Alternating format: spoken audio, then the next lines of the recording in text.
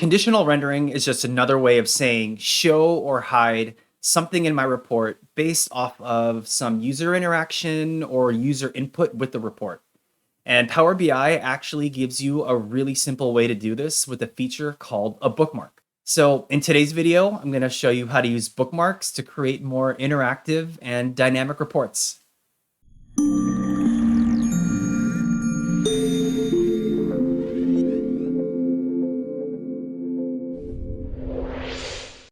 Hey there, Microsoft Fabric family. My name's Dennis, and I'm a Power BI developer here at Senturus.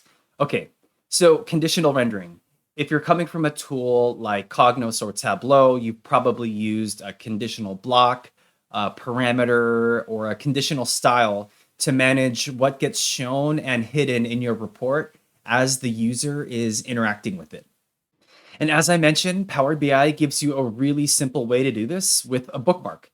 And the way a bookmark works in Power BI is actually very similar to the way it works with a real book. So as you're developing your report and you want to save a specific view of your report, all you need to do is create your bookmark, save it, and you can come back to that specific saved view of your report quickly and easily anytime you need to. So to explore this concept, let's create this simple report that uses bookmarks and buttons to toggle between a donut chart and a table visual that has the details of that donut chart. So let's check it out. All right, so here we are in Power BI, and I've already created the donut chart we're going to use today, which is sales by subcategory. And what you'll notice is that you can't see what the sales are for these smaller subcategories because the slices are just too small. So we're going to give the end user a way to toggle between this chart and a table visual that has the sales for every subcategory. To make the detail table, let's make a copy of the donut chart and go to the visualization pane and select table visual. Since we'll be toggling between this chart and our donut chart, we want to make sure that our detail table is aligned perfectly over our donut. That way, when we are going back and forth between the two charts, they aren't moving on the page. So let's clean this up a little bit and rename our table. Go to our title properties and let's call it sales by subcategory details. So now we can actually start talking about bookmarks. If we go to view, there are a couple panes we can open up. Let's open selection and bookmarks. Under selection, you can see that we have the two charts that we created, and there's also a property for show and hide. And if we just start to play around with these properties, you start to get an idea of how we're going to use bookmarks to create specific views that we'll come back to. So if we hide our detail table, we have the first view, which is to see the donut chart. And if we hide our donut chart and show the detail table, there's our second view. So let's go ahead and create the first bookmark.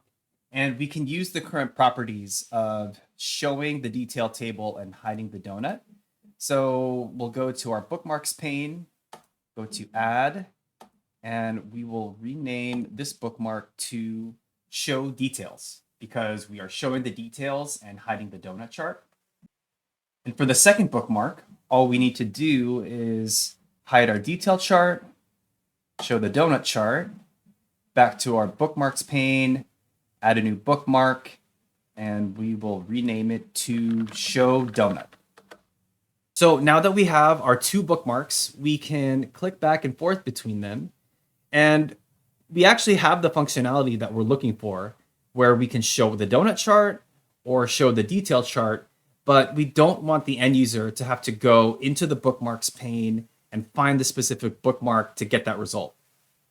So the best way to give that on-page interactive experience is to pair bookmarks with buttons. So let's go ahead and do that. We'll find our buttons from the Insert tab, and let's just add a blank button to the page.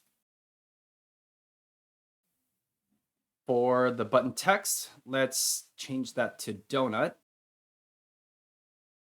And for the font, let's change that to 20. And we actually have some options for on hover properties. So as the mouse hovers over the button, we can change the background color so it kind of feels more like a button. So let's change our fill on hover to light blue. And the button action is where we can connect the button to the bookmark. So let's go to action and let's select our show donut bookmark. Now, if we hover over the button, the background color does change, which is the behavior that we want from a button. And to get our detail button, we'll start by just making a copy of the first one. And we only have to make a couple changes here. So let's change the donut text to detail. And we need the action to point to show detail instead of show donut. And that's it. We have our two buttons. If we control click between these two, you can see that we are getting that same behavior we saw from the bookmark pane. And we have a really nice user experience now with having buttons on the page that are connected to the bookmarks that we created. And there you have it. Now, there's a lot more that we can get into in terms of bookmarks and Power BI, but I really hope that this simple example got your Power BI creative gears churning.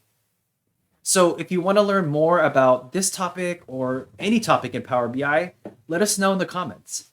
And as always, please make sure to like this video, subscribe, and hit the notification bell to stay up to date with all the content that we put out.